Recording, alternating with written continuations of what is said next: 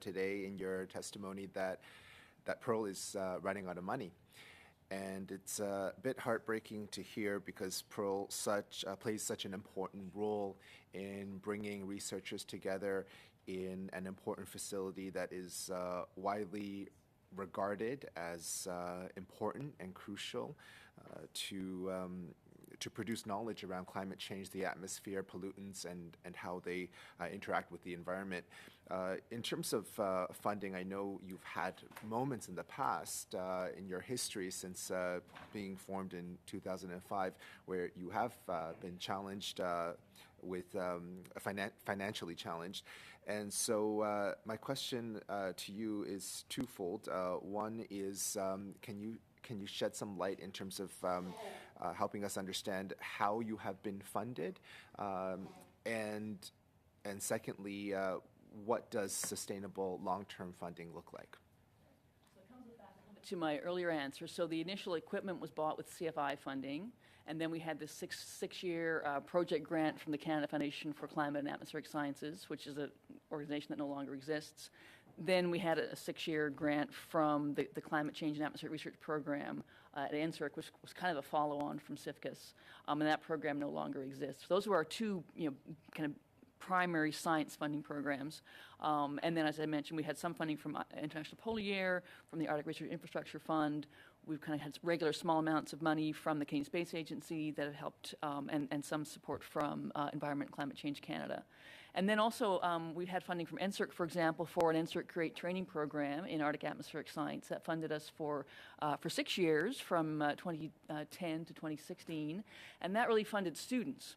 And we ran 6 Arctic summer schools as part of that. So that wasn't supporting the lab per se, but it was supporting the students who were doing some of the research at the lab. And at the summer schools, we brought in Inuit and other northern representatives to come and talk to the students, so that was very enlightening for them.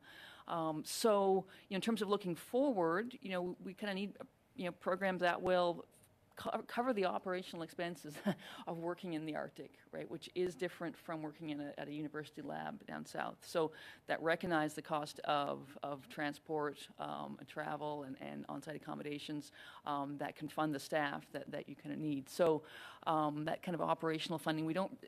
We are always looking for programs to apply to, but many of them have different requirements, and it can be hard to meet the criteria because none of them are quite like the CIFCAS and the CCAR funding that we had in the past. And so looking into the future, if there was a way that government could help support your work in a more stable way, how do you envision that to flow through? Research facilities. I know there's work going on in government looking at major research facilities right now. So the very large ones, like Triumph and Snow Lab and Oceans Network. I just finished a 5-year term on the Snow Lab board a few weeks ago, so well aware of how that works. But also able to fund smaller research facilities.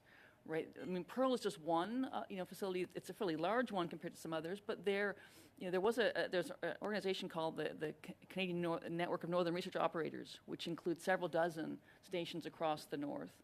And that's really been struggling over the years. They did try to get some funding some years ago, but because it was a disparate group, not all under one university, it's kind of hard to fund that broadly. So, some kind of funding that maybe isn't major, but is going to be medium-sized, or even some smaller for some small research stations too, that can provide that continuity so that you can get staff and they can build up the expertise and keep things going. So that's kind of what we're looking for. Not just Pearl, it's other stations as well that are struggling.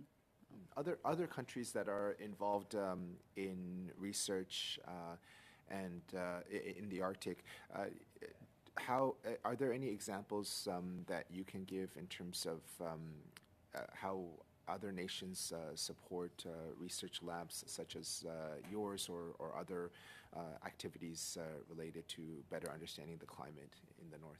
Right. So, I mean, Short answer, please. We're down to 10 seconds. I can't comment on details of how they're funded, but I certainly know that we partner with labs at Ny-Ålesund, Sodankila in Finland, and they have funding through European-wide and national programs that they can tap into, but obviously we don't have access to those. I don't know. Very short answer.